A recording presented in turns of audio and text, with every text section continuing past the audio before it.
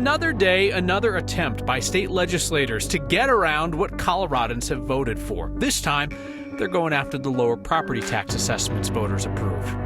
A school board member facing a secondhand accusation of sexual abuse is voting tonight on a new superintendent. He says he's stepping back. We look at what it would take for him to be replaced. Colorado's persistent problem with unemployment for young adults. And some folks in that same age range are receiving a note from someone they used to be. So it starts off, I'm sure you've made it. 10 years older must mean 10 years wiser, right? Beautiful and cringe-worthy letters from our young selves. What do you think high school you would say to you today? Probably would not say to watch the news, yet here you are, and this is next. There is a tug of war in Colorado these days, and you are the rope. Pulling on one side are conservative groups using ballot measures to try and lower taxes and such. And then on the other end, you have Democrats and sometimes bipartisan coalitions trying to pull our policy back toward more spending in this state. Latest example is over property taxes, assessments specifically. You got conservatives pulling for permanently lower assessments. Bipartisan group of legislators is pulling to make it just a temporary break. You're in the middle once again. Here's Marshall Zellinger. You'll remember from our Let's Just Vote series last fall, this is how property taxes work. You take your home's value, let's say $500,000, multiply it by the assessment rate and get your taxable value, in this case, $35,750. Then you take that taxable value and multiply it by the mills in the districts that you live in to pay for local services. In November, voters repealed the Gallagher Amendment, locking in this part of the equation at 7.15% for residential property instead of allowing it to drop to 5.88%. Counties just reassessed home values, and if yours went up like many homeowners, so did your taxable value and your overall property tax. We're getting ballot signatures right now. Michael Fields and Colorado Rising Action want to lower the assessment rate that voters just locked in. They're collecting signatures to get it on the November ballot. The initiative would reduce the 7.15% residential assessment rate to 6.5%. Commercial property would see the assessment rate drop from 29% to 26.4%. This would just slow the growth, where government would still have more money, but we would get a break on our taxes. While I appreciate the intent of the ballot initiative, I think it needs to be carefully managed so that it doesn't affect rural Colorado in a disparate way. Republican Senator Bob Rankin is teaming with Democratic Senator Chris Hansen to beat the ballot proposal to the punch. They just introduced a bill that would temporarily lower the assessment rates. Single-family homes would go from 7.15% to 6.95%. Condos and duplexes would drop to 6.8%, and non-residential property would drop from 29% to 26.4%. All this for just 2 years. Active management of our property taxes is what's required in this situation. So with this bill, we're giving people certainty for the next 2 years. We will almost immediately begin to reevaluate the situation. All these districts that rely on your property tax money will be impacted. This estimate from the bill's fiscal note shows metro area counties will see the biggest drop. I've just highlighted how the legislature may be tweaking a ballot issue before the ballot issue even passes. There's one other part of the bill that I didn't get a chance to reference in the last 2 minutes that I want to expand on here because it would expand a program that I didn't even know about, Kyle. Colorado currently allows seniors and veterans to defer their property taxes. This is different than the property tax exemption. You can defer your property taxes. This bill would also expand that program to everyone else, kind of. For example, if your property tax went up 10% from the year before, you'd only be responsible for 4.6% of that increase, and you could defer the rest, up to $10,000, and it would become like a lien on your home that would have to be paid before you sold your home. And all of this, Marshall, is chewier than a dollar steak, but it's important to folks because at the end of the day, it's their money. It's what you're paying in taxes every day that's being debated and possibly being voted on. It's your money, but it's also all of the districts that you pay into money. School districts would be impacted by this. Police, fire. It's that same argument with the Gallagher Amendment, except now home values are up. This assessment rate comes down a little bit. And in the end, the argument would be these districts are still getting more than they would have otherwise because the home values went up so much. It's what you give and it's what you get. I don't even know why we have a graphics department when we have Marshall's hands to explain the way everything goes. Thank you, Marshall. Denver's incoming school superintendent is stepping out of one mess and right into another. Tonight, Denver School Board is expected to vote to hire Dr. Alex Marrero. He brings with him from New York State a lawsuit from the medical director of his last school district. She says that he and other school district leaders silenced her and retaliated when she raised concerns about the pandemic response there. That new lawsuit has led Latino and Black community leaders in Denver to call for DPS to walk away from Marrero before he's hired. It's not going to happen. One of the school board directors voting tonight on Marrero's hiring is Tay Anderson, even though Anderson announced last week he is stepping back from his board duties after a secondhand allegation from a former political ally accusing Anderson of sexually abusing students. He denies those accusations, and to the best of our knowledge, none of the alleged victims have gone to authorities. Anderson told us he's legally obligated to vote on the new superintendent tonight. He's an elected official, so he can only be removed from office via recall or a felony conviction. And the district says the rest of the school board supports Anderson's decision to stay away from other school events while these allegations are investigated. State law does not really address a situation where a school board member steps back, like performs some duties, not others. We asked the Association of School Boards statewide when a school board member's seat's considered vacant. They said, well, you could have a formal resignation. You could have conviction on a felony if a court voids an election or removes a school board member from office. Or, and this is interesting, if an elected school board member doesn't attend 3 consecutive regular meetings of the school board without getting excused. But it appears that's not going to happen in Anderson's case. So imagine the challenge of finding your first job right out of school, but doing that in the middle of a pandemic. Even now that things are kind of cooking again, young adults still have a higher unemployment rate than older Coloradans. Anusha Roy looks at why. There was so much uncertainty when Alicia Chinda graduated from CU Boulder last spring with a degree in environmental studies. Graduating in 2020 wasn't the best thing. She was working in a restaurant, And I was also on unemployment for a little bit as well. while trying to find a job that fit her degree. That didn't happen until February of this year. I am part of the energy and water conservation crew. The opportunity came through Mile High Youth Corps, a nonprofit that hires specifically 18 to 24-year-olds for anything from retrofitting income qualifying homes to make them more energy efficient, to building trails to fire mitigation. Research tells us that unemployment when you're young can lead to subsequent lower pay, to fewer skills developed overall, to increased mental health challenges, and ultimately a decrease in lifelong earnings and stability. Bridget McGrath, the CEO, said they saw an intense demand last year. Over 800 applications for 145 positions. It matches what the state is seeing. The green bar on this graph shows in the last year, 16 to 24-year-olds had 2 to 3 times higher unemployment rates compared to their older counterparts. Break that out, on average, there were more than 18,000 16 to 19-year-olds without jobs and 45,000 20 to 24-year-olds. The other comparison points on this graph are in 2019 and in 2010. Typically higher than the general population because this age group often is in the service industry. And so we know those were the hardest hit by the pandemic. The state also said another factor to consider when looking at the relatively higher unemployment rates is that younger employees may have less seniority and could be more susceptible to layoffs. So Mile High Youth Corps is hiring right now, and it comes with scholarships, it comes with a stipend, but the CEO said that they saw so much demand that they're actually also looking for funding to try to expand the number of job opportunities to more than 200 because they're just seeing so many people reaching out to try to find some kind of employment, Kyle. And Anusha, when we talk about Colorado's overall unemployment rate, you look back pre-pandemic 2019, we were in really good shape. We were tied for the 6th lowest unemployment rate for a state nationwide. And now? Yeah, I mean, there are definitely a lot of states that are doing better than Colorado. We're ranked at 35th in the nation right now.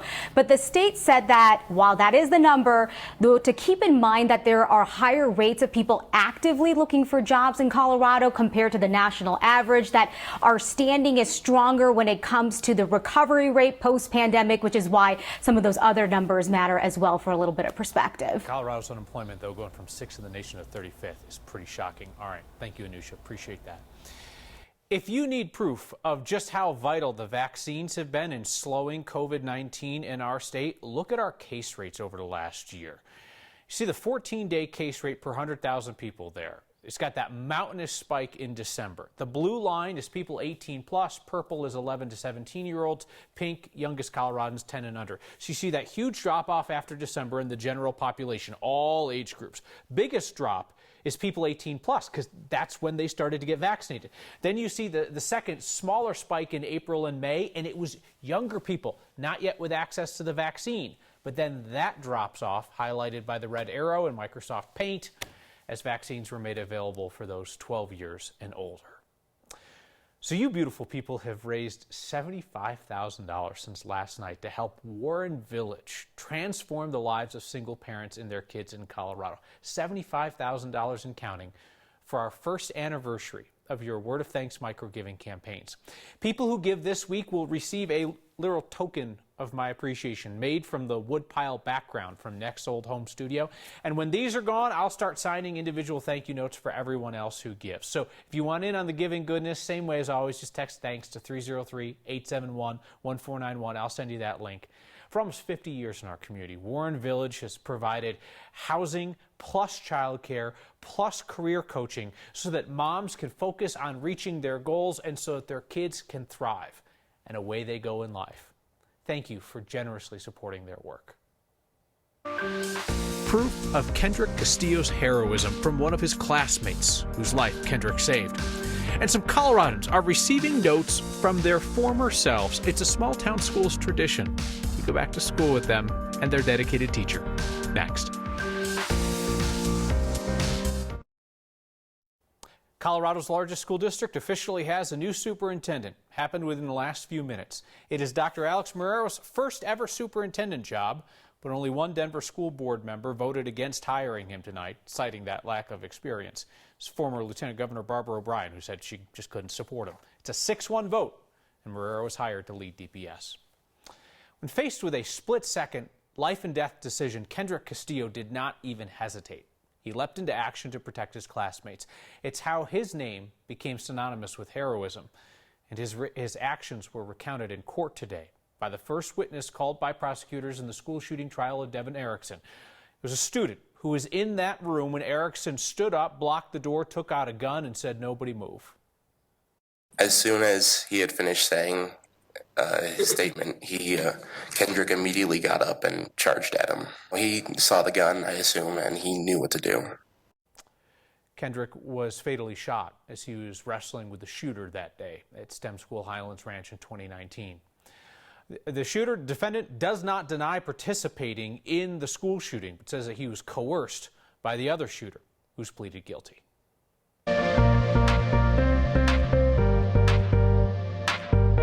Bright sunshine today. We're tracking isolated storms that are moving from north to south along the Continental Divide. They're not severe. The big story is going to be the heat. We're headed into record territory and the first 90-degree day of the season on Saturday. Today we are 81. Tomorrow we'll go to 88. Very little moisture available for thunderstorms around the area, so enjoy a nice warming and drying trend timed well for the weekend. Fair skies, 55 tonight. Sunshine, 88 tomorrow. 90 on Saturday. A stray storm possible Sunday into Monday, and temperatures remain warm into the middle part of next week.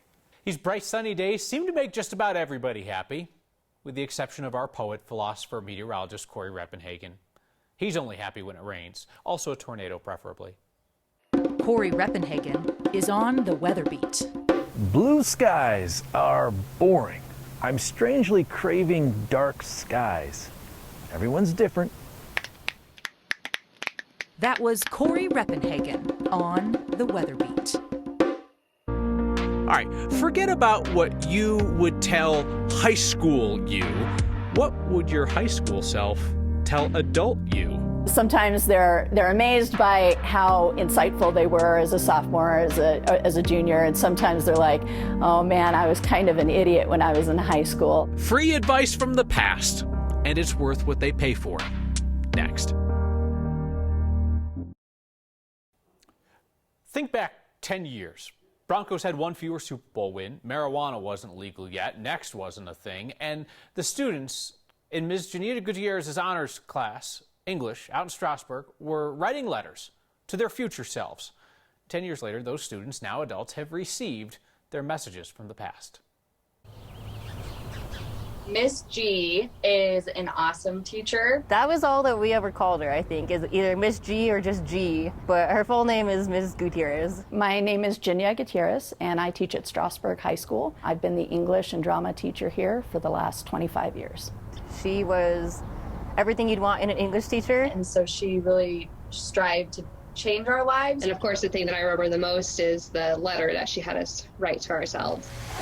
Every year, I have my students write a letter to their future selves. All right.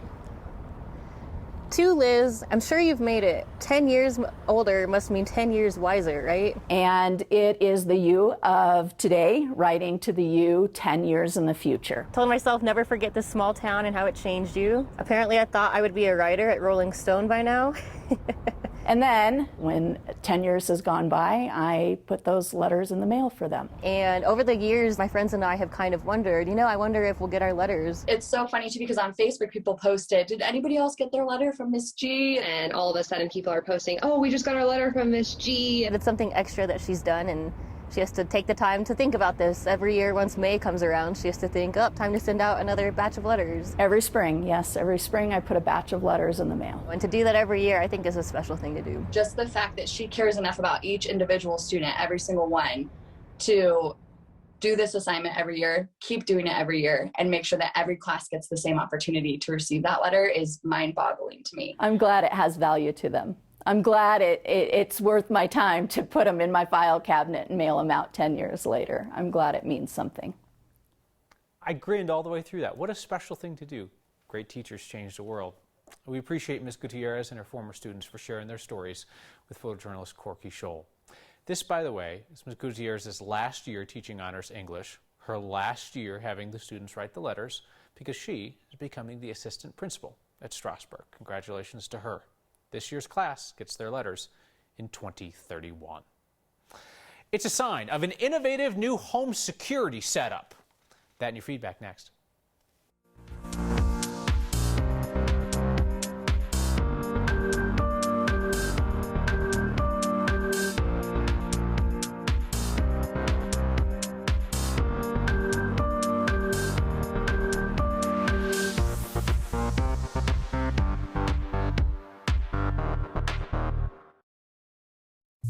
It's a sign that we may have found Nikola Jokic's house. I mean, unless this house has oh, sweet, they have an actual goat. This is a house in Park Hill. Wendy spotted the newfangled old security system, armed and ready to detect intruders, chase them away. It's in Park Hill. That's kind of cool. Send us the scenes that make you do a double take. Email next at 9news.com or give us a shout with the hashtag HeyNext. Mona saw this on social media from us earlier today. Says, I grew up on a farm and neighbor had a billy goat that was mean as heck. Used to chase it to the bus stop. Mona, the goat wasn't mean. It was your parents' helper. It was there to assist them. Ralph writes in, could you please tell me when you last wore this sport coat? Ralph, I checked the pocket. There's no index card listing previous dates, so this is the first time I've worn it. Judging by the roominess, I bought this about 20 pandemic pounds ago and was just waiting for summertime. And Craig says, my wife Carolyn wonders what is the blue thing behind you. She says it's ugly. It's just our studio. You miss the wood pile, don't you? See you next time.